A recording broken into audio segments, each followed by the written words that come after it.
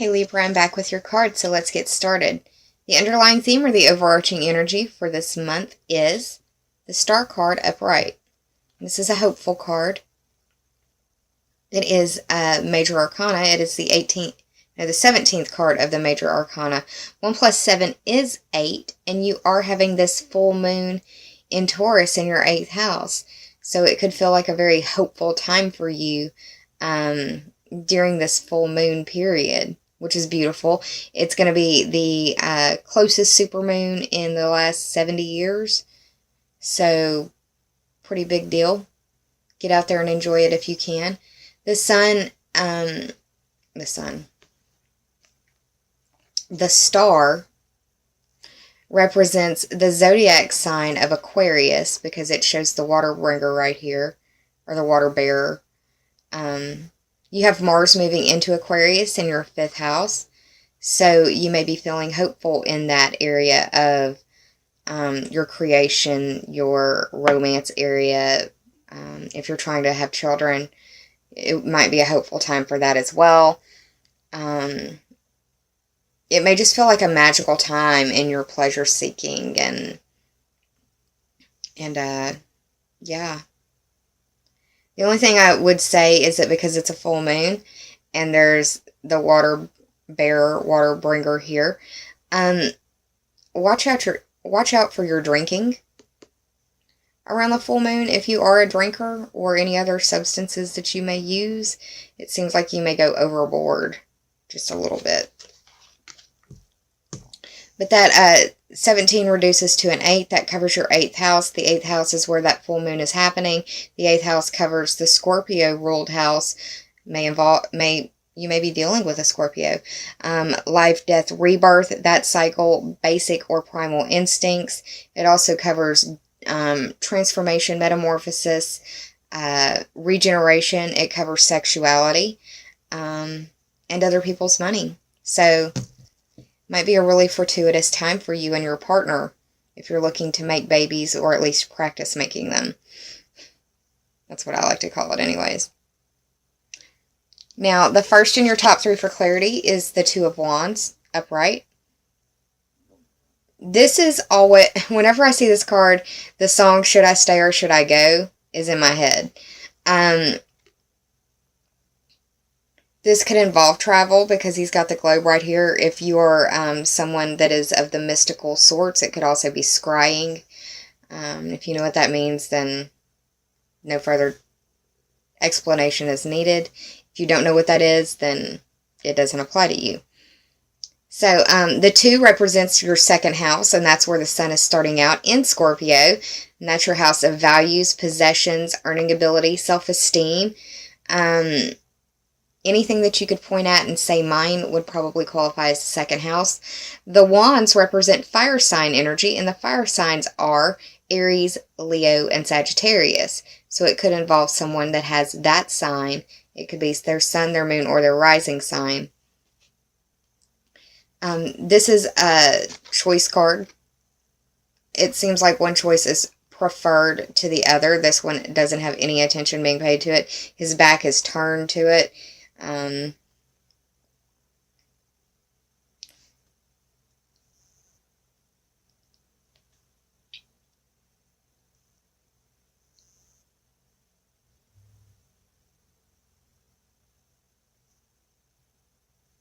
For some of you, it may be that this full moon illuminate, and I'm looking at this because of the rest of the cards. I'll show them to you. But the feeling that I got while looking at what I've said so far is that it could be that you or your partner is possibly being found out where they've been talking to somebody else or interacting with somebody else.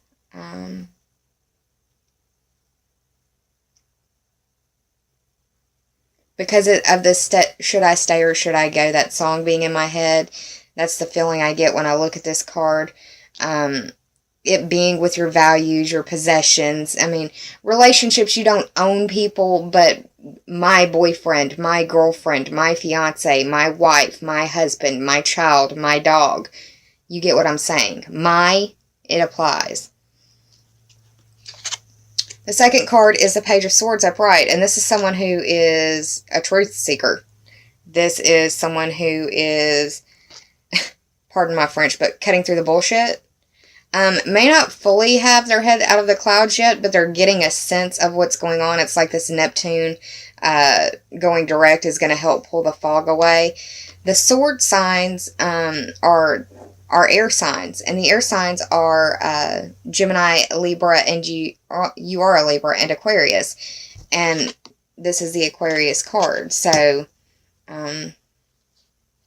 could be involving you, could be involving someone else, or it could be involving someone wanting to know the truth of a situation and asking you, or you asking someone about it.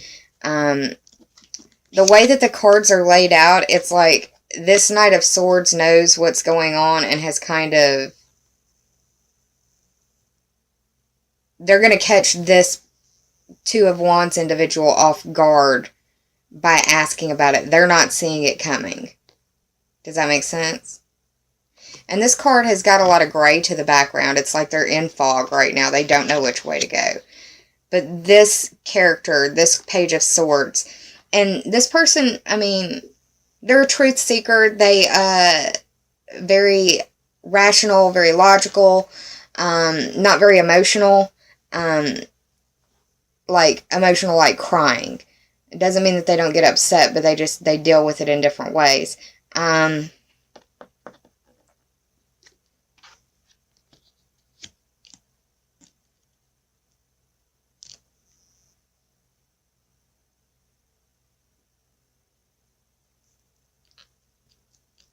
Or it possibly being an argument about somebody thinking somebody's cheating. I'm getting a lot of that this month for the full moon portion. It's like you're finding the hidden treasure, and truth is a treasure. Now, the truth can hurt too, but it's like finding out things being illuminated, things coming to the surface, things becoming clearer, you know? And you can kind of see in the illustration of this card that he's kind of got clouds and fog all in the background. He's in the forefront, but, you know, this cloud being up next to his head represents there still being not total clarity. But that's how I see this person coming to the page, or to the Two of Wands, saying, what's going on here? That's literally what I'm seeing play out in front of these three cards. It's like, things are going great. Somebody decide, you know, yeah, this could just apply for one person, and I'm sorry if that's the case, but I've got to bring it out, because that's what I'm feeling. It's like, you go out around the full moon, and there's a lot of drinking, and either something is said, or something is done, and it sends off red flags, and that's what these little birds, it's like the chatter in the head of, what if, what if, what if, what if, what if. And this person can't take it anymore. They're going to ask, what the hell's going on? I've got a sixth sense. I've got a feeling. My intuition is saying this. The final card, and the reason all of that feels like that is because of this guy right here. This is the Devil card. This is the 15th card of the Major Arcana. 1 plus 5 is 6, and that speaks to the Virgo-ruled house of work and health, or the competency and skills that you bring to the services that you provide. So, and it's a bit, the background of the card is black. I want to remind you that it is always darkest before dawn, and that this too shall pass, whatever it is. Now, the Devil as a Major Arcana card represents Capricorn, and we have Venus moving into Capricorn in your 4th house. Now,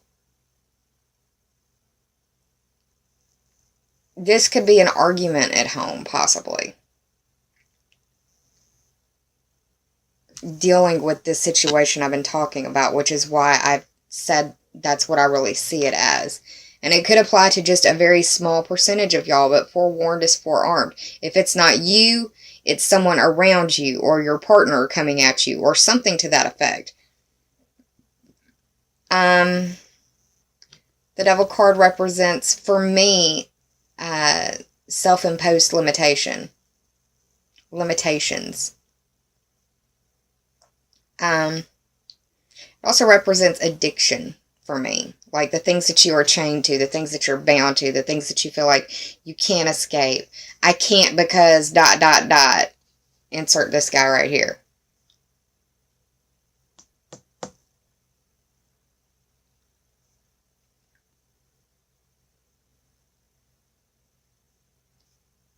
Neptune, the planet that represents addiction, is going out of the fog in the 6th house. This is the 15th card, 1 plus 6. Oh my goodness. Yeah. Things are going to become clearer about what your addictions have been or what the addictions of the people around you have been. The devil is most certainly in the details as well.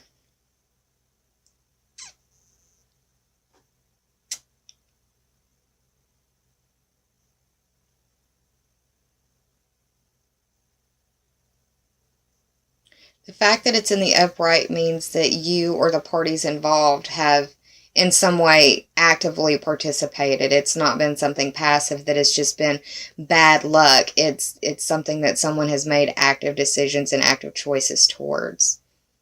If it was in the reverse, I wouldn't feel so strongly about that. But yeah,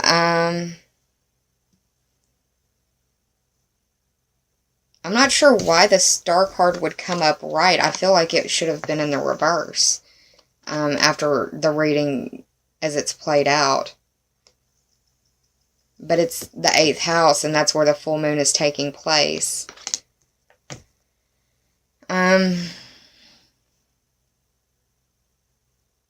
You may be inspired around the full moon. That may be what it is. You may be inspired to come clean. If it's not you, then it's somebody around you to come clean about what's been going on and where things have not been on the up and up.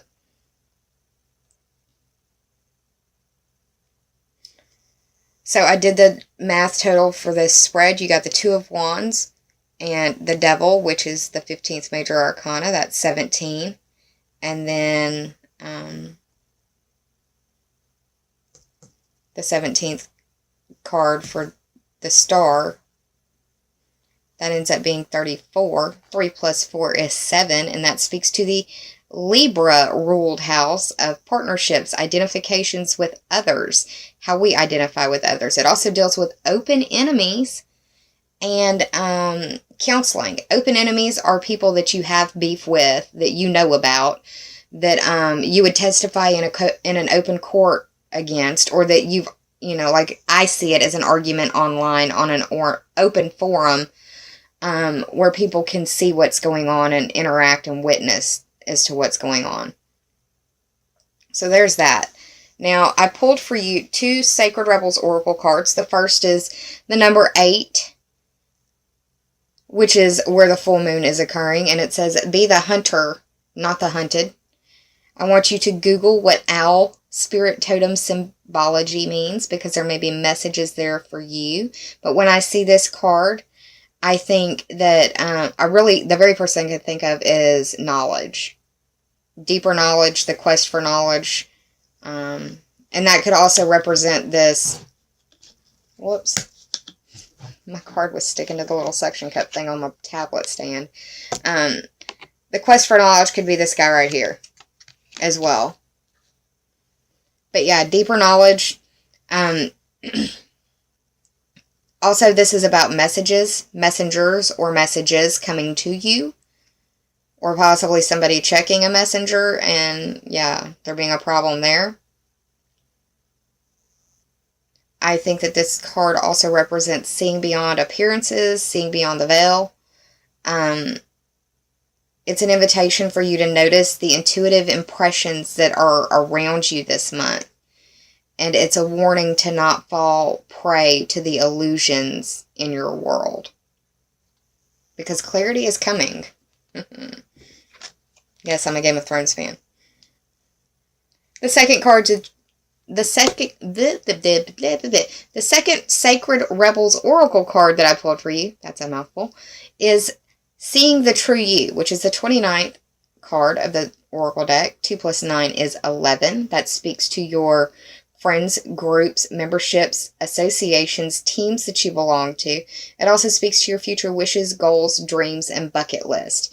When I see the seeing the true you, the first thing I do is I chuckle because of this little teacup back here. It makes me think of Beauty and the Beast, Mrs. Potts.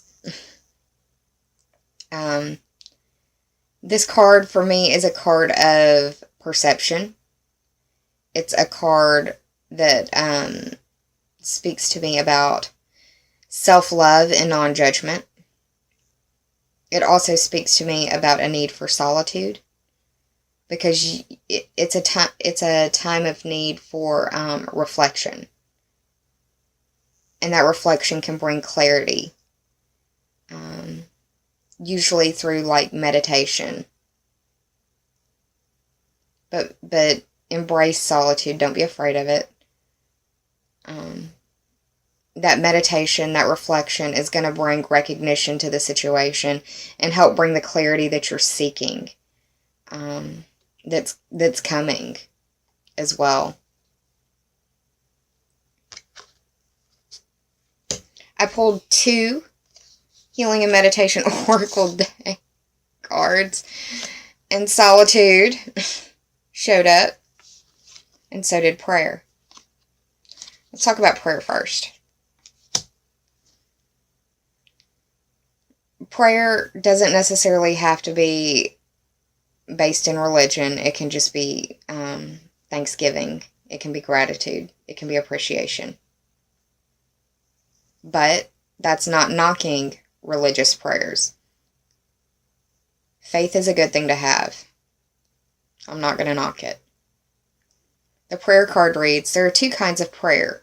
One is noble and selfless. The other is driven by the desire for self-gratification. Noble prayer invites surrender, intimacy, and absorption into an ideal that is greater than ourselves. Consider the following, Libra. I embrace humility in preparation for prayer. I am willing to admit my faults and mistakes. May I be granted absolution from the wrongs that I have inflicted upon others. And may those people for whom I pray for be granted health and happiness.